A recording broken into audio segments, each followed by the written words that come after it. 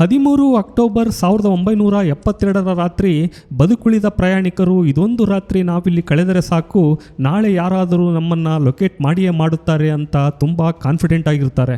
ಆದರೆ ಆ ರಾತ್ರಿಯ ಹಿಮಚಳಿಯನ್ನು ತಾಳಲಾಗದೆ 5 ಜನ ಪ್ರಯಾಣಿಕರು ಪ್ರಾಣವನ್ನು ಕಳೆದುಕೊಳ್ಳುತ್ತಾರೆ. ಮರುದಿನ 14 ಅಕ್ಟೋಬರ್ 1972 ಅರ್ಜೆಂಟೀನಾ, ಚಿಲಿ ಮತ್ತು ಯುರುಗ್ವೈ ದೇಶದ 11 ಹೆಲಿಕಾಪ್ಟರ್ಗಳು ಹುಡುಕುವ ಕಾರ್ಯಾಚರಣೆಯಲ್ಲಿ ತೊಡಗಿಸಿಕೊಳ್ಳುತ್ತವೆ. ಪ್ರಯಾಣಿಕರು ರೆಸ್ಕ್ಯೂ ಟೀಮ್ಗೆ ತಮ್ಮ ಲೊಕೇಶನ್ ಗೊತ್ತಾಗ್ಲಿ ಅಂತ ತಮ್ಮಲ್ಲಿರುವ ಲಿಫ್ಟಿಕ್ಗಳನ್ನು ಉಪಯೋಗಿಸಿ ಪ್ಲೇನ್ನ ಮೇಲೆ SOS ಎಂದು ಬರೆಯಲಿಕ್ಕೆ ಪ್ರಯತ್ನಿಸುತ್ತಾರೆ. ಆದರೆ ಲಿಫ್ಟಿಕ್ ಸಾಕಾಗುವುದಿಲ್ಲ. ನಂತರ ತಮ್ಮಲ್ಲಿರುವ ಎಲ್ಲಾ ಸೂಟ್ಕೇಸ್ಗಳನ್ನ ಒಂದೊಂದಾಗಿ ಜೋಡಿಸಿ ಕ್ರಾಸ್ ಸಿಂಬಲ್ ಅನ್ನ ನೆಲದ ಮೇಲೆ ಸೃಷ್ಟಿಸುತ್ತಾರೆ. ಆದರೆ ಅದು ಕೂಡ ಕೆಲಸ ಮಾಡುವುದಿಲ್ಲ. ಆ ದಿನ ಇವರಿಗೆ ಆಕಾಶದಲ್ಲಿ 3 ಹೆಲಿಕಾಪ್ಟರ್ಗಳು ಕಂಡರೂ ಯಾರೂ ಇವರನ್ನ ಗುರುತಿಸುವುದಿಲ್ಲ. ಮರುದಿನ 15 ಅಕ್ಟೋಬರ್ ರಂದು ಉಳಿದ ಜನ ತಮ್ಮನ್ನು ತಾವು ಕಾಪಾಡಿಕೊಳ್ಳಲು ಹಿಮವನ್ನ ಕರಗಿಸುವುದರ ಮೂಲಕ ಕುಡಿಯುವ ನೀರನ್ನ, ಚಳಿಯಿಂದ ರಕ್ಷಿಸಿಕೊಳ್ಳಲು ಪ್ಲೇನ್ನ ಸೀಟ್ಸ್ ಕವರ್ಗಳನ್ನ ಬಟ್ಟೆಗಳಂತೆ ಉಪಯೋಗಿಸಿ, ಹೀಗೆ ಹಲವು ವಿಧಾನಗಳಿಂದ -30 ಡಿಗ್ರಿ ಮೈಕೊರೆಯುವ ಚಳಿಯಲ್ಲಿ ಎತ್ತರವಾದ ಹಿಮಪರ್ವತ ಶ್ರೇಣಿಗಳಲ್ಲಿ ತಮ್ಮನ್ನ ತಾವು ರಕ್ಷಿಸಿಕೊಳ್ಳಲು ಮುಂದಾಗುತ್ತಾರೆ.